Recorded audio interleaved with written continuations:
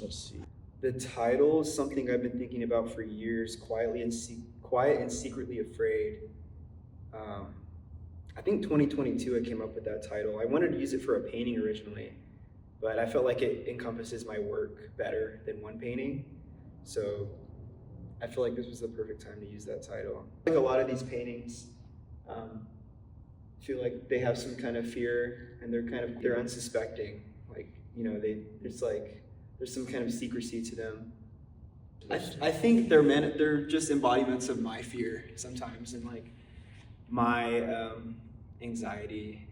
So mostly cartoonish imagery is what I'm drawn to. I watched a lot of cartoons growing up, so I don't like things to be too on the nose emotionally or too easily read when it comes to those like harsher emotional narratives. I like to cut through that with childish things, especially like this one. These two right here, I like that you put together because I think they illustrate that really well. That one is about being closed off, but also being open to people and like social situations. And they're all sort of like self-portraits. I mean, every painting is a self-portrait, but I feel like when I make a painting, I really want them to be like self-portraits. Like the deer is a painting that I've drawn and painted deers for so long because I've always felt like deer were so, maybe not relatable, but just I felt so connected to deer. I remember when I was young,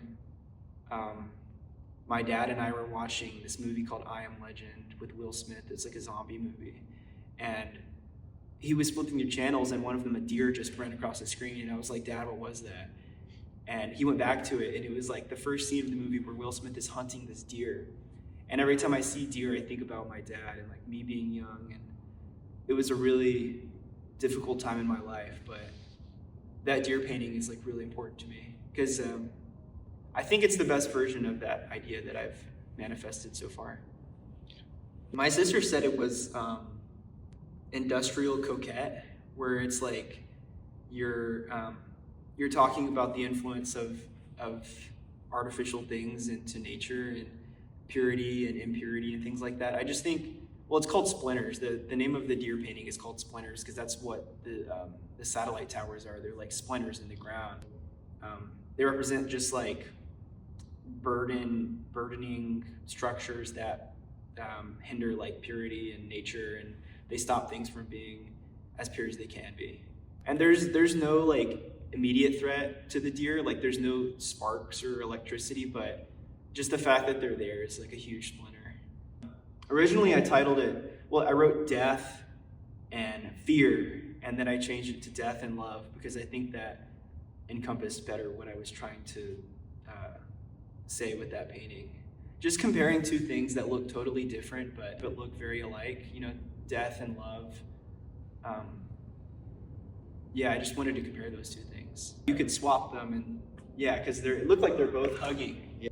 People really liked the Casper painting, and I wasn't expecting that at all because I wasn't even going to like give it any attention. I almost was just like not going to post it or talk about it or anything, and I did, and people really responded to it like in a way that people haven't to a painting I've made in a long time. People really responded to that painting.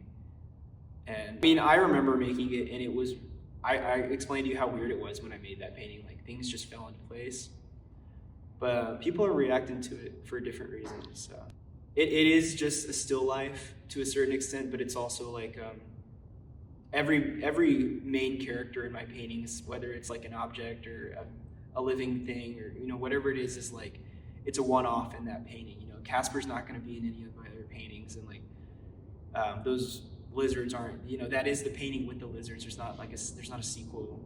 I never wanted to paint people. I never wanted to paint people because of, you know, when you paint a person, you have to include their race and their identity and their gender. And I want my paintings to be free. I don't want people to look at my paintings and know what I look like. You know, I want them to be like universally understood. And so that painting is called Protection Spell. It was just my way of like protecting myself from those sort of boxes or labels or